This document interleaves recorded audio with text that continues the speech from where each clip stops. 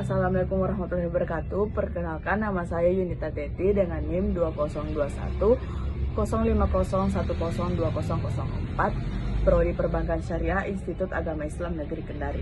Nah, di sini saya akan menjelaskan beberapa materi mengenai pengertian bank syariah, perbedaan bank syariah dengan konvensional, serta akad-akadnya.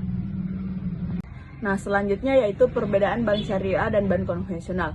Nah, kalau dari fungsi dan kegiatan bank, mekanisme, serta objek usaha, konvensional dia mengintermediasi serta jasa keuangan. Kalau syariah, intermediasi, manajer investasi, investor, sosial, serta jasa keuangan.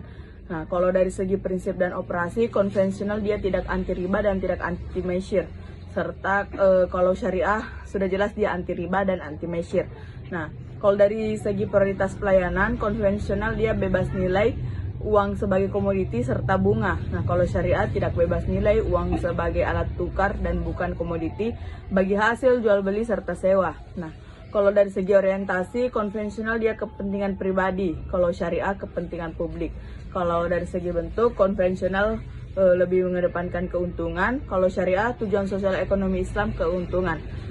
Kalau dari segi evaluasi nasabah, konvensional lebih ke bank komersional, kalau syariah bank komersial, bank pembangunan, bank universal, atau multipurpose. Nah, yang terakhir, kalau dari segi hubungan nasabah, konvensional lebih ke kepastian pengembalian pokok dan bunga. Kalau syariah lebih hati-hati karena partisipasi dalam resiko. Nah, selanjutnya yaitu wadiyah dan mudharabah.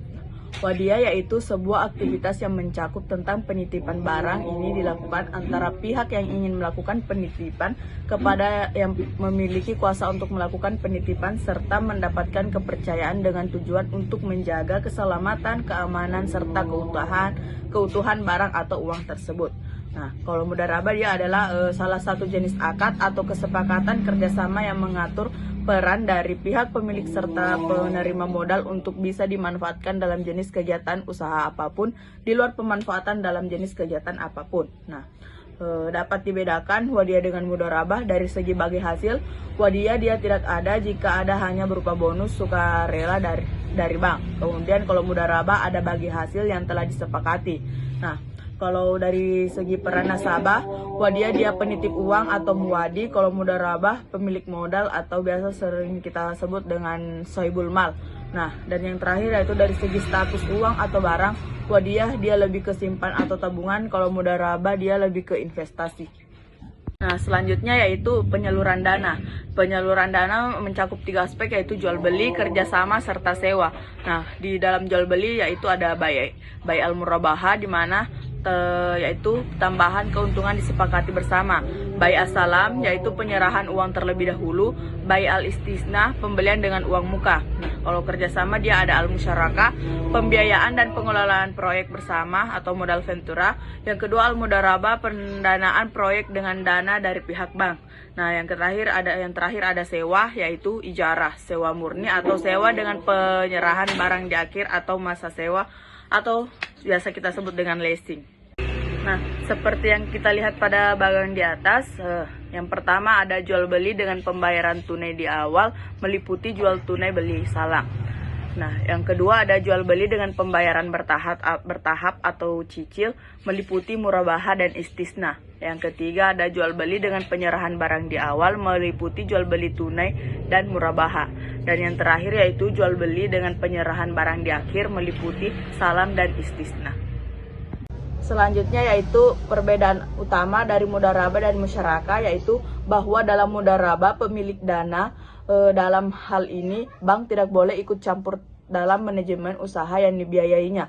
Sementara dalam musyarakah boleh ikut campur. Secara garis besar perbedaan antara mudharabah dan musyarakah dapat dirangkum sebagai berikut, yaitu yang pertama, investasi dalam musyarakah datang dari semua mitra usaha, sedangkan dalam mudharabah investasi merupakan tanggung jawab tunggal dari sohibul mal. Yang kedua, dalam musyarakah semua mitra usaha dapat berpartisipasi dalam manajemen perusahaan dan dapat pula bekerja sama untuk perusahaan. Sedangkan dalam mudharabah, sohibul mal tidak mempunyai hak untuk berpartisipasi dalam manajemen yang dilakukan oleh pihak mudharib. Nah, selanjutnya yaitu ijarah muntahiyah bitamlik. Sewa financial dan operational lease atau ijarah dapat dipakai sebagai bentuk pembiayaan meskipun pada mulanya bukan merupakan bentuk pembiayaan tetapi merupakan aktivitas usaha seperti jual beli. Individu yang membutuhkan pembiayaan untuk membeli aset dapat mendatangi pemilik dana, dalam hal ini bank, untuk membiayai pembelian aset produktif pemilik dana kemudian. Nah, membeli barang dimaksud dengan kemudian menyewakannya kepada yang membutuhkan aset tersebut. Bank pembiayaan ini merupakan salah satu teknik pembiayaan ketika kebutuhan pembiayaan investor untuk membeli aset terpenuhi dan investor hanya membayar sewa pemakaian tanpa harus mengeluarkan modal yang cukup besar untuk membeli aset tersebut. Dua hal yang harus diperhatikan dalam penggunaan ijarah sebagai bentuk pembiayaannya. Yang pertama yaitu beberapa syarat harus dipenuhi agar hukum-hukum syariah terpenuhi. Dan yang pokok adalah yang pertama, jasa atau manfaat yang akan diberikan oleh aset yang disewakan tersebut harus tertentu dan diketahui dengan jelas oleh kedua belah pihak. Yang kedua, kepemilikan aset tetap pada yang menyewakannya yang bertanggung jawab atas pemeliharaannya sehingga aset tersebut terus dapat memberi manfaat kepada penyewa. Yang ketiga, akad ijarah dihentikan pada saat aset yang bersangkutan berhenti memberikan manfaat kepada penyewanya. Jika aset tersebut rusak dalam periode kontrak, akad ijarah masih tetap berlaku. Dan yang terakhir, aset tidak boleh dijual kepada penyewanya dengan harga yang ditetapkan sebelumnya pada saat kontrak berakhir. Apabila aset akan dijual, harganya akan ditentukan pada saat kontrak berakhir. Nah, itulah beberapa materi mengenai analisis pembiayaan bank yang dapat saya jelaskan. Mohon maaf bila ada salah kata. Wabillahi taufiq wal hidayah. Wassalamualaikum warahmatullahi wabarakatuh.